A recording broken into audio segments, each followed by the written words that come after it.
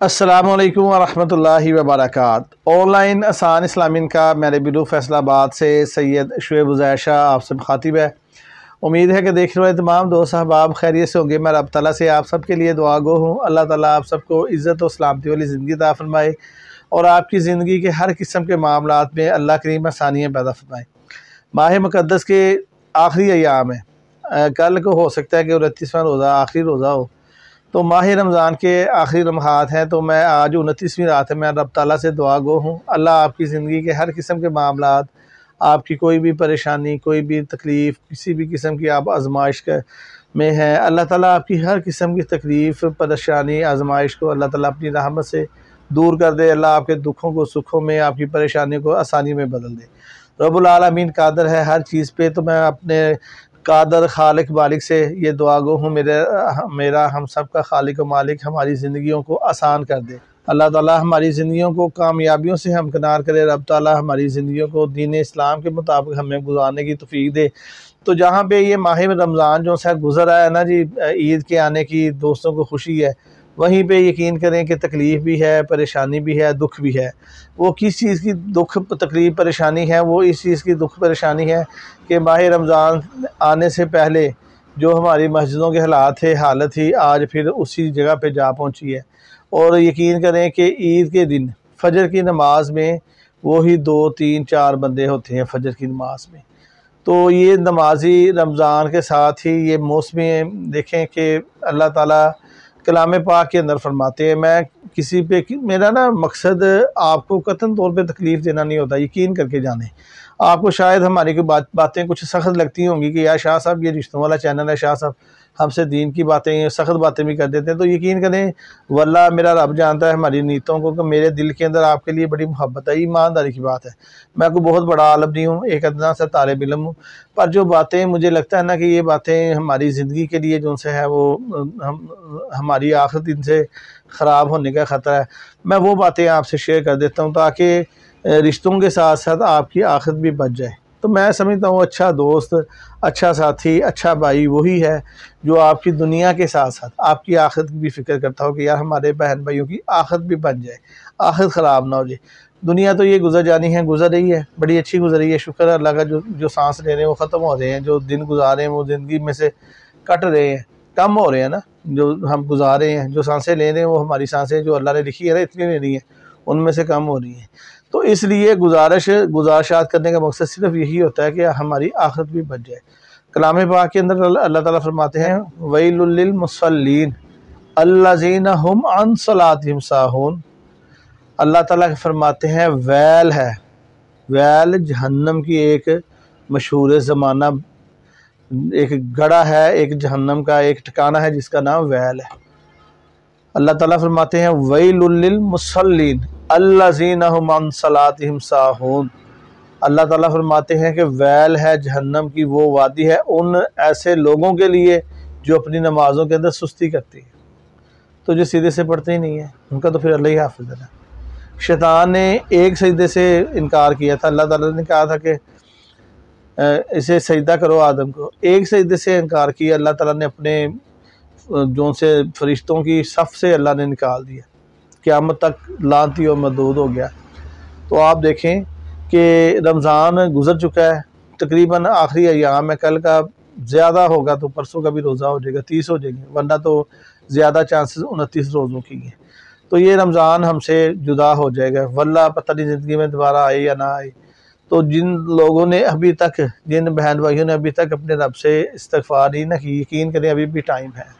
जब तक सांसें चलती हैं ना तब तक मोहलत है।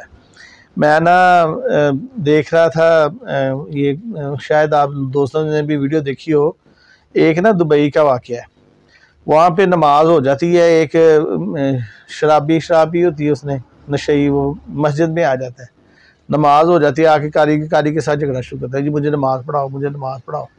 कारी कहते हैं जी नमाज हो गई है। उसका जो आने वाला होता है ना, उसका असरार गालब आता है, बहस बासा होता है, कहता है जी मैंने पढ़नी है नमाज, मुझे नमाज़ पढ़ाओ। कारी कहता है ठीक है जी। कारी ने फिर उससे कहा कि वज़ू करो, वज़ू करवाया उसे खुद कारी ने, वो इतनी नॉर्मल हालत में नहीं था, वज़ू करवाया उसे, नमाज शुरू कर दी। पहली रकत शुरू हुई। पहली रकत में उसने जो सा था वो आने वाला एक सजदा किया, दूसरा सजदा किया है। तो कारी साहब ने तो दूसरा सजदा मुकम्मल किया, जो टाइम था खड़े हो गए, नमाज उन्होंने मुकम्मल की, वल्ला फजर की नमाज थी गालबत या तलावत वाली नमाज थी ना। तो वो उन्होंने जी नमाज मुकम्मल की, तो वो जो आने वाला था जिसने नशा किया हुआ था सजदे की हालत में, तो जब देखा गया तो रूह परवास कर चुकी थी। तो ये अल्लाह ताला की रहमत है कि अल्लाह ताला हमारा ख़ात्मा ईमान पे कर दे। ये मेरे ख्याल को मालिक की रहमत है। दुनिया जो सी है ना जी, ये एक कह लें कि हमारे लिए एक इम्तहान का है कि हम इस दुनिया में रहते हुए अपनी आखिरत के लिए क्या कहते हैं। एक ना छोटा सा वाक़या मैं आपको सुनाना इंतहाई ज़रूरी समझता हूँ, क्योंकि दीन की बातें करने से मेरे यकीन ख़ुद भी दिल खुश होता है और मैं चाहता भी हूँ कि आपके साथ दीनी बातें की जाए। तो ना एक बनी इसराइल के ज़माने, बनी इसराइल के दौर का वाक़या है। रसूलुल्लाह सल्लल्लाहु अलैहि वसल्लम ने ये वाक़या सुनाया। जुल्किफ्ल नामी ना एक बंदा था बनी इसराइल के अंदर, बड़ा बदकार और बड़ा यानी कि जानी बंदा था, शराबी भी जानी भी। लोग बड़े तंग थे उससे, जुल्किफ्ल से। बस उसका काम यही था, किसी की इज़्ज़त उससे महफूज नहीं थी। उसका यही बस सारे पूरा मोहल्ला उससे तंग था कि यार ये कब मरे, कब हमारी जान छूटे जुल्किफ्ल से। एक अल्लाह वाली बंदी, पैसा था जो उसके पास, जुल्किफ्ल के पास, वो आई, जुल्किफ्ल के पास आई, आके कहने लगी कि मुझे ना कुछ पैसे चाहिए। बेवा थी, अल्लाह ताला गरीबी से महफूज रखे हर हमारी इस्लामी बहन को। बहुत बड़ा इम्तिहान होता है गरीबी भी। तो बच्चे भूखे थे, कई दिनों से भूखे थे, तो उसके पास आई, कहने लगी जुल्किफ्ल मुझे कुछ पैसे दे दे तो मैं अपने बच्चों को खाना खिला लूँ, मेरे बच्चे बड़े दिनों से भूखे हैं। यतीम बच्चे। वो जुल्किफ्ल वही अयाश किस्म का ज़हन, वैसा ही इंसान। उसने कहा जी मैं पैसे तुझे दूंगा, बाकी उसके बदले में मेरी ये डिमांड है। तो वो परेशान बच्चे भूखे नज़र आ रहे थे। उसे कहा ठीक है तुम मुझे पैसे दो तो मैं फ़लाँ टाइम पे मैं आ जाऊँगी। उसने पैसे दे दिए जुल्किफ्ल ने, उसने बच्चों को खाना खिलाया। अब वो जो अल्लाह वाली बंदी है ना, वो अपने बात पे पूरी उतरी, वो जुल्किफ्ल के पास आ गई और जुल्किफ्ल के पास आकी तो उस अल्लाह वाली बंदी के जिस्म से मुँह, चेहरे से आंसू और जिस्म से पसीना बह रहा, चेहरे से भी जिस्म से भी। जुल्किफ्ल ने पूछा क्या मैं तेरे साथ ज़बरदस्ती कर रहा हूँ? कहने लगी नहीं, ज़बरदस्ती नहीं कर रही। फिर ये तेरी हालत ऐसी क्यों है? कहती मुझे अल्लाह से डर लगता है। जब उसने ये अल्फाज कहे, जुल्किफ्ल की जो सी है ना वो दुनिया बदल गई, दिल की दुनिया बदल गई। परेशान हो गया, कहता जुल्किफ्ल तूने इतने जुर्म किए, इतने गुनाह किए, तुझे रब से डर नहीं लगा? ये पहली दफ़ा गुनाह करने आई है, इससे अपने अल्लाह से डर लग गया। उसे जुल्किफ्ल ने उसे वैसे ही भेज दिया और अल्लाह से इस अंदाज से उसने तौबा की कि उसका दिल फट गया, मौत वाक़या हो गई। तो वो पहले वक्तों में था कि बनी इसराइल के दौर में कि जो मरने वाला अगर जनती है तो दरवाजे पे लिखा जाता था कि ये जनती है, अगर जहन्नमी है तो वो लिख दिया जाता था कि ये जहन्नमी है। सुबह हुई, मोहल्लेदारों ने देखा कि जुल्किफ्ल नहीं उठा। काफ़ी टाइम गुजरा, जब जाके देखा तो दरवाजे पे लिखा था। अल्लाह ने कहा ख़बरदार मेरे जुल्किफ्ल को कुछ जहन्नमी ना के, मैंने अल्लाह ने इसे माफ़ कर दिया। ये वाक़या सुनाने का मकसद सिर्फ़ और सिर्फ यही है कि सारी ज़िंदगी हमारी ख़ताओं के अंदर गुजर जाती है, गलतियों के अंदर गुजर जाती है। एक दफ़ा अपने रब से सच्चे दिल से हम इस्तग़फ़ार कर लें, अल्लाह हमें माफ़ कर देता है।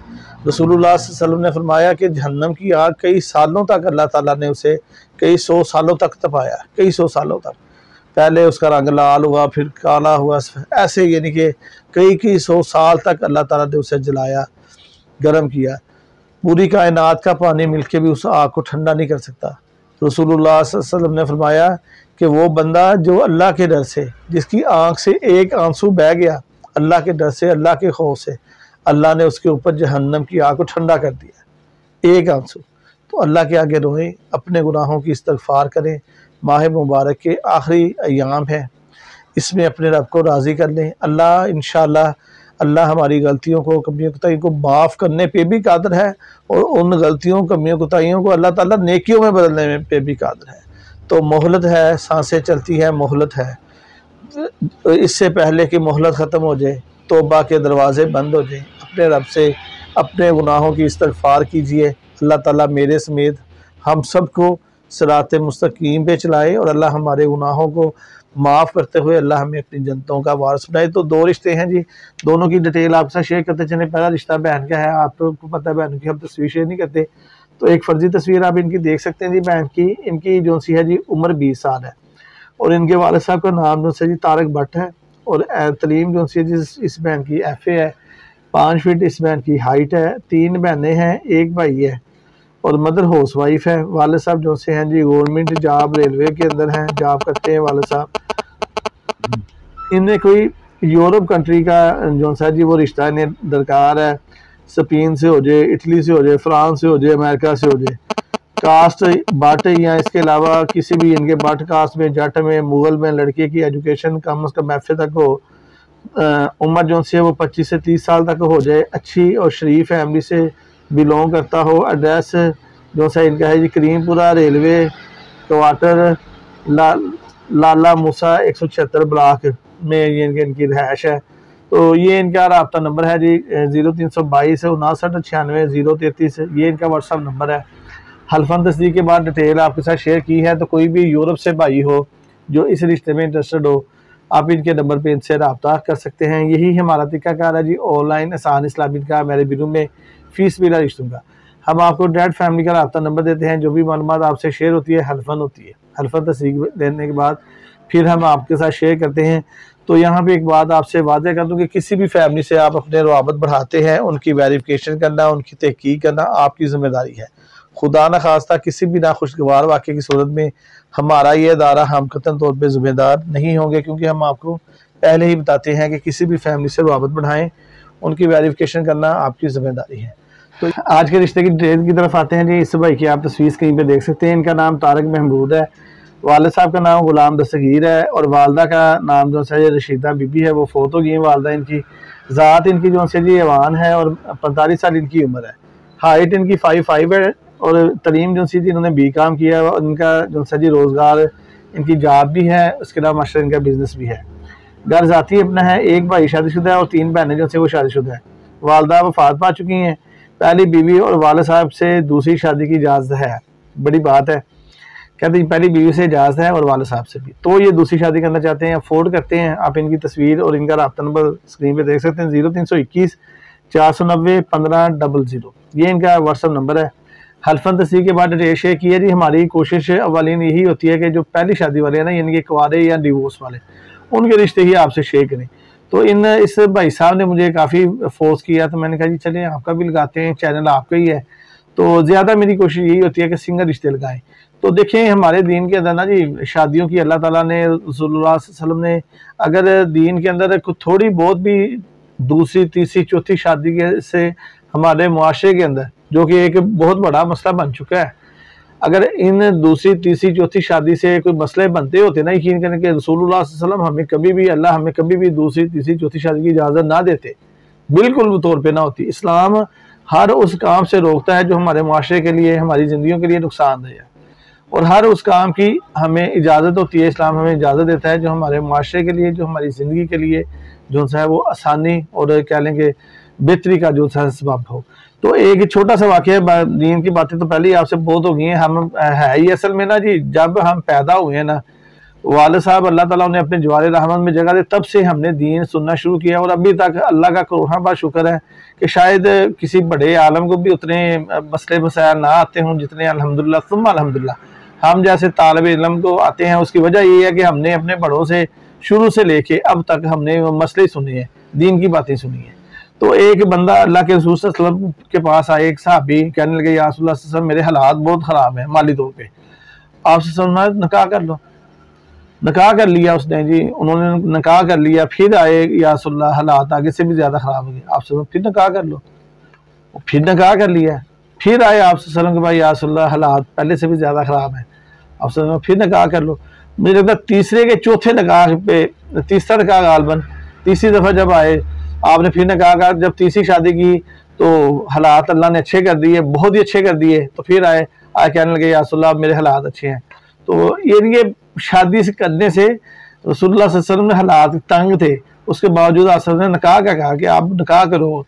तो अल्लाह के रसूल सल्लल्लाहु अलैहि वसल्लम आप तो हिकमत और दनाई के पैकर हैं। आप वसल्लम तो हर काम में हिकमत है।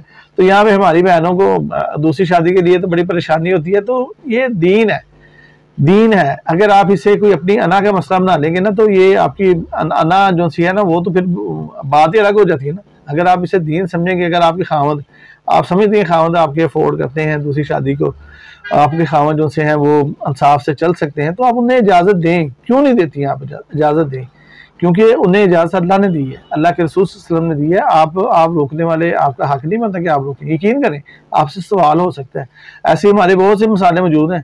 बीवियाँ कहती हैं जी भाई जो मर्जी करो, हालांकि बहुत बड़ी बात है, भाई जो मर्जी करो, निकाह नहीं करना। कितनी परेशान कौन बात है, तकलीफ बात है।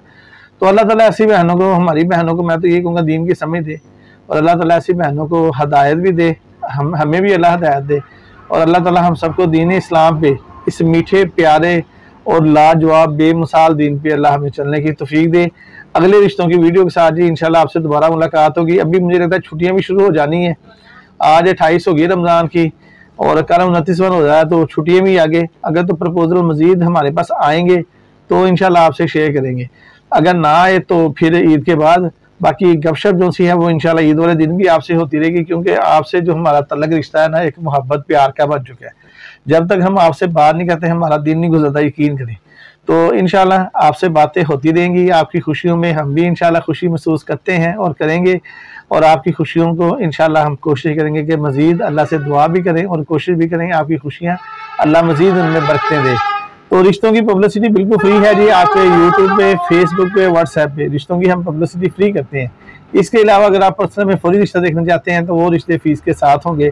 और यहाँ पे ये बात वाज़ेह रहे, रजिस्ट्रेशन सर्विस फीस नाकाबिले वापसी व नाकाबिले इंतकाल है। अगले रिश्तों की वीडियो के साथ आपसे दोबारा मुलाकात होगी। अपना बहुत ज़्यादा ख्याल रखिएगा, दुआओं में याद रखिएगा, और जहाँ तक हो सके हमारे इस पैगाम को आगे फॉरवर्ड लाजमी कीजिएगा। अल्लाह ताला आपका, हम सबका हामी और नासिर हो। अल्लाह हाफिज़, फी ईमान।